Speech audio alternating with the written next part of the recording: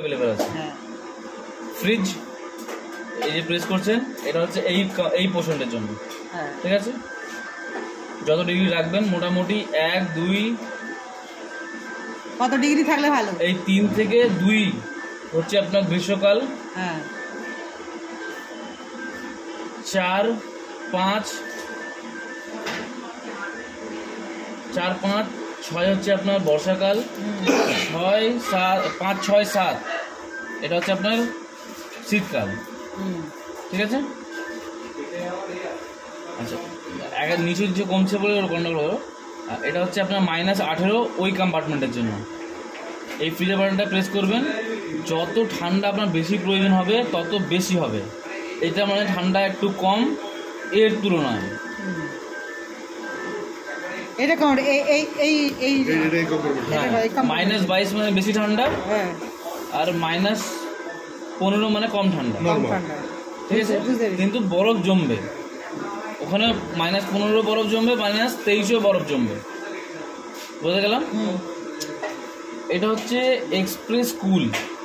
এইটা বাটনটাকে এভাবে 3 second press করে রাখতে হবে। আচ্ছা, একবার প্রেস করবেন, মেশিন কি করবে, ফুল স্পিডে রান করে এই কম্পার্টমেন্টটাকে ঠান্ডা করবে। ঠিক আছে, হয়তো মেশিনটা আপনি বন্ধ রেখেছিলেন, হঠাৎ করে বাড়িতে কোনো আত্মীয় চলে এসছে, চাইছেন যে কোল্ড ড্রিঙ্কস রেখেছি ঠান্ডা হয়ে যায়, এটা চেপে দেবেন, তাড়াতাড়ি ঠান্ডা করবে। এটা হচ্ছে এক্সপ্রেস ফ্রিজ, ওই কম্পার্টমেন্টটাকে অ্যাজ সুন অ্যাজ পসিবল ঠান্ডা করার জন্য।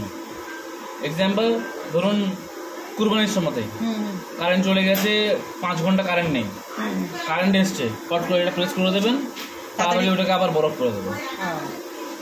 ঠিক আছে, এই যে কনভার্টেবল মানে এইটা হচ্ছে নর্মাল টেম্পারেচার এখানে মেনটেন করে, মানে প্লাস 1 2 3 4 5 6 7 পর্যন্ত। ওই দিকে যখন যাবেন ওখানে আপনার কি হয়, মাইনাস থেকে হয়, -15 থেকে -23 পর্যন্ত। ওই কম্পার্টমেন্টটাকে আপনি কি করবেন, যে নর্মাল কম্পার্টমেন্ট করে দেবেন। তার জন্য কি করতে হবে, এই ফ্রিজের বাটনটাকে এভাবে 3 সেকেন্ড প্রেস করে রাখতে হবে। কি করে বুঝো 3 সেকেন্ড হয়ে গেছে? 3 সেকেন্ড প্রেস হলো, এই লাইটটা জ্বলে উঠলো, পুরোটাই নরমাল হয়ে যাবে।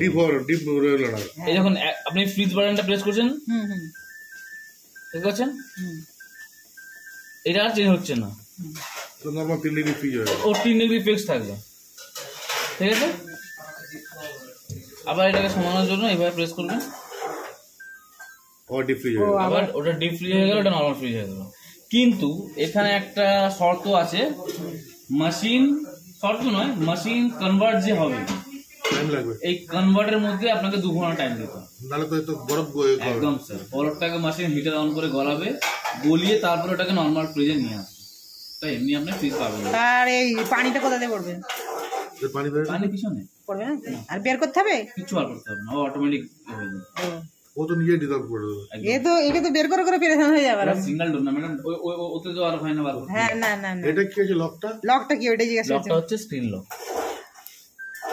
এই স্ক্রিনটা আর কেউ হাত দিতে পারবে না, লক হয়ে গেল। বাচ্চারা প্রেস করে দিয়েছে, উল্টো পাল্টা করে রেখে দিয়েছে, আর আপনার বাচ্চা ঘাঁটতে পারবে না, কিন্তু ডোর খুলতে পারবে। ডোর তো এমনি খোলে, আর কিছু নিচেটা কিছু নেই। আর এইগুলো কি সব এই সবজি জায়গা? এগুলো যেমন নরমাল হয় সবজি টবজি রাখার জন্য। হ্যাঁ হ্যাঁ, তবে সবজি রাখবেন, কোনো প্লাস্টিকে রাখবেন না, ডাইরেক্ট রেখে দেবেন। প্লাস্টিক রাখার দরকার নেই। হ্যাঁ, প্লাস্টিকে রাখলে কি হয়, ওই ওর গায়ের মধ্যে যে বাষ্পটা থাকে, বাষ্পগুলো প্লাস্টিকে আটকে যায়, সাদা সাদা হয়ে যায়, দেখেছো? হ্যাঁ, আর আমি যদি এতে রাখি মানে কন্টেনারে, ওই একই ব্যাপার, কত ব্যাপার হবে, ও বেরোবে না। সবচেয়ে ভালো হয় যদি আপনার অনেক ধরনের সবজি আছে, চুপড়িতে বা মার্কেটে নেট পাওয়া যায়। হ্যাঁ, নেট গুলো কিনে নেবেন, ছোট ছোট সবজিগুলো ওই নেটে এক জায়গায় থাকবে, সব জায়গায় ছড়িয়ে থাকবে। যে নেটে কুল বিক্রি হয়, একদম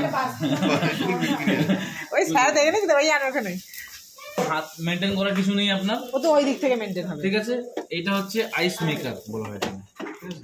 এটা এইভাবে টানবেন, এখানে আপনি পানি দিয়ে দেবেন, আস্তে করে এখানে এইভাবে বসিয়ে দেবেন, বসে গেল, এইভাবে পুশ করে দেবেন। যখন এটা আইস জমে যাবে, আপনি জাস্ট এইভাবে টুইস্ট করবেন, আইস কিউবগুলো এখানে পড়বে, এইভাবে ধরবেন, নিয়ম দেখুন খোলা, এইভাবে। ঠিক আছে, খুলবেন, যটা প্রয়োজন নেবেন, বাকিগুলো এখানেই রেখে দেবেন, কিন্তু এখানে কোনোদিনও পানি দিয়ে আপনি জমাবেন না। ঠিক আছে, বাকি এইসব জায়গা আছে আপনার রাখার জন্য, যা আপনার ইচ্ছা রাখবেন, কোনো চাপ নেই। এটাও সেম, যা ইচ্ছা আপনি রাখবেন।